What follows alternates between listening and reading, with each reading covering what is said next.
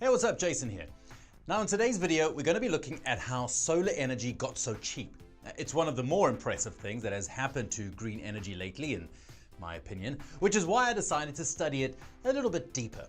And it's not just me who was surprised, even the experts were taken aback by just how swiftly the solar moves right now. So let's go and talk about the reasons behind its success. First, I got to show you some numbers because they really do tell the story. Now, back when the solar industry had just emerged, solar was crazy expensive. In 1956, the cost of 1 watt of solar capacity was $1,825. It was so pricey that it was only used for satellites. Now, for a long time, it remained costly. I mean, just 10 years ago, solar was the most expensive option for building a new energy development. You had to pay over $350 for 1 megawatt hour of solar energy. I mean, at the same time, you could get the same megawatt hour using coal, wind, or nuclear power for a little over $100. Since then, the cost of solar energy has dropped by 90%. Now, solar systems of a large scale sometimes cost as little as 70 cents per watt.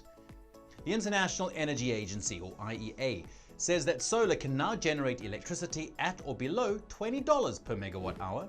And here is the quote. For projects with low-cost financing that tap high-quality resources, solar is now the cheapest source of electricity in history. I mean, isn't that cool? The cheapest source of electricity in history. In the last few years, solar outdid all kinds of predictions. IEA experts have now in 2022 decided to reshape their scenario of how our future energy development will come about, because solar energy has turned out to be 20 to 50% cheaper than they had anticipated in 2018. They now expect an even faster growth from it. But what are the reasons that have made solar energy so cheap? Well, let's list them down. Reason number one, manufacturing costs dropped. As time goes by, making solar panels requires less and less money. Materials went down in price. New manufacturing technologies were developed. Panels became much more modern themselves. And their efficiency rose, which means that customers need less modules to build their installations. And all of this can be summed up to one phenomenon known as Wright's Law. The concept was introduced in 1936 by Theodore Wright, American aeronautical engineer. He was studying the relationship between the production of airplanes and their manufacturing costs. He claimed that for every cumulative doubling of units produced, costs will fall by a constant percentage. His famous quote is, "We learn by doing."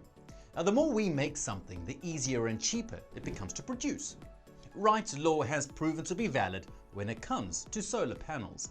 Since 1976, each doubling of solar capacity has led to a 20% average decline in the price of PV modules. As a result, solar is roughly 100 times cheaper than it was in the mid-1970s. Reason number two, soft costs dropped as well. Solar panels need more than just to be manufactured and installed. Solar installations also require permits, inspections. Panels have to be transported, plus there's marketing, financing, and customer acquisition expenses. These are so-called soft costs, and sometimes they can make up to half of the cost of a residential solar system. Over the years, these expenses have also decreased, partly because we learn how to do it correctly and how to streamline the process, partly because the government shows a lot of support for solar power and have contributed to making all these necessary steps easier. Which brings us to the third reason, state incentives are working. You see, the governments have realized the importance of clean energy in our fight against climate change. And that's why there are a lot of different policies, incentives, and programs for solar owners and manufacturers. For example, solar companies can be exempt from some of the state taxes. In the US in particular, you can deduct a part of the home solar system costs from your taxes with the Investment Tax Credit Program, or ITC. The size of this incentive went up to 30% with a recent climate bill. And aside from state incentives, there are smaller programs from, for example, utility companies who want their customers to have their own clean energy generators. All of it in the end makes solar panels cheaper for manufacturers to make and for customers to buy. IEA claims that the fact that solar prices got so low is largely a result of policies designed to reduce the risk of renewable investments. Since solar became a safer investment, it's attracted more people towards it. Which means, reason number 4, solar got popular. Today, every 10th house in the USA has solar panels installed. According to Pew Research Center, 9 in 10 adults are in favor of expanding solar power use. Large companies like Amazon, Apple, IKEA also install huge solar power systems. The rise in popularity made solar become a popular field for investors, and as a result, the market got more capital and the companies have more resources to develop cheaper and more efficient panels. Reason number 5, the market became broader. Back in the 70s, it was thought that solar panels should be used on satellites, and that was their purpose. After a few decades, panels became a viable choice for houses, somewhere in very sunny places like Florida and California. But as we move forward, it becomes apparent that the market grows even broader. Now today, solar panels are really popular in Texas, Colorado, and even in New York. Of course, the system in New York produces less energy than, say, in Los Angeles, since it's cloudy and there is naturally less sunlight. But panels now deal with cloudy weather much better than before. Also, electricity rates are much higher in New York, thus a system pays for itself quicker. But what's more, solar panels got really popular with sailors and boondockers. I mean, you can now often see boats and recreational vehicles with solar panels on top. A broader market means more profits and more capital for manufacturers. So, what's next for solar energy?